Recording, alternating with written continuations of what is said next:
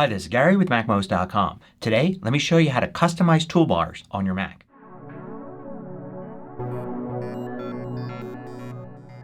MACMOST is brought to you thanks to a great group of more than 900 supporters. Go to MACMOST.com/Patreon. There you could read more about the Patreon campaign, join us, and get exclusive content and course discounts.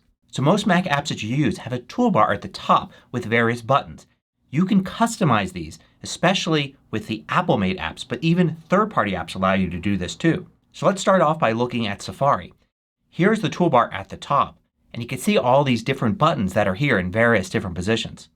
You can customize what appears here and in what order it appears very easily. To get to the customization settings, go to View and then Customize Toolbar. And then you'll see the toolbar, the items in it will kind of wiggle from side to side. This shows that they're editable. Also, you'll find this control here that shows you all of these different buttons that you can add. Now to move things around, you can just click and drag. So I can move this button to the right or to the left, or to remove it, just drag it down and it will go away. To add something in, I just drag it up and put it in that place. So often the buttons that you can add are more than what's originally there. So there's some extra functionality. Usually it's things that you can get to in the menus, but having a button in the toolbar can be handy. And there are often things like a space or a flexible space that you can add as well to space things out so they're not all bunched together to the left or to the right or in the middle. So for instance here in Safari, let's add a bookmarks button right next to the forward and backward buttons. Let's add a zoom over here on the right next to the share button here. And since I'm a developer, I'm going to add a button here to get to the web inspector as well. Now when I click done, this is what my toolbar looks like. Another way to get into customization settings is to control click, right click on a mouse or two-finger click on a trackpad and bring up the context menu here. You have to click somewhere where there's a blank space in the toolbar and then you could choose Customize Toolbar. And that will bring up the same set of controls. This is a little easier to remember. Now if you want to ever restore things to the default, you've got this default set down here. It's one big draggable thing. So you drag this up into the toolbar and it resets everything to the default. So it's easy to play around with the toolbar, add a few things, remove a few things, and if you find you'd rather go back to the defaults and start over, it's easy to do that. Just about every Mac app has a toolbar that you can customize. For instance, here we are in the Finder and you've got a toolbar just like you do in Safari. And you can customize it the same way. So let's customize toolbar here. And then you can see I have various different things that I could drag into it. So for instance I could add a new folder button here. I could add a quick look button here. Maybe I can get rid of the tag button by dragging it down and customize this as I want. Note that in some toolbars, like in the Finder, you also have a show option here where you can choose icon only, icon and text, and just text. You also get this option when you control click in the toolbar. You can see I can choose one of those in addition to Customize Toolbar. Now let's go into Mail because Mail is someplace where I'm often asked about the toolbar. There were some major changes to how the Mail toolbar looks between Catalina and Big Sur. And a lot of people like to have some of these buttons on the left over here right above the list of messages. And you could totally do that using Customize Toolbar.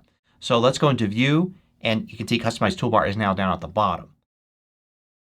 And now not only can I add a lot of things, Mail has a particularly large number of buttons that you can add, but I can move things over to the left. So for instance I've got this group of buttons here that's Archive, Delete, and Junk. You can see it represented here. I could move that over to the left so it appears above the list. Or perhaps I want to get rid of it completely and just add Archive and Delete and leave off Junk. So they're available as individual buttons and a group of 3 buttons.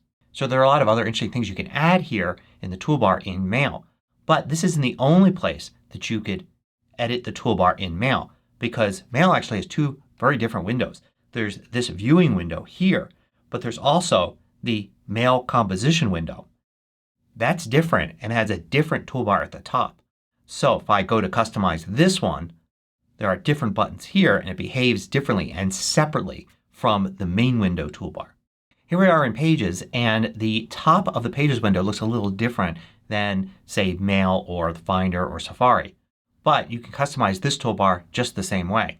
So I'll go to View and Customize Toolbars all the way here at the bottom. And you can see there are a ton of different buttons I could add here in Pages. It's the same with Numbers and Keynote.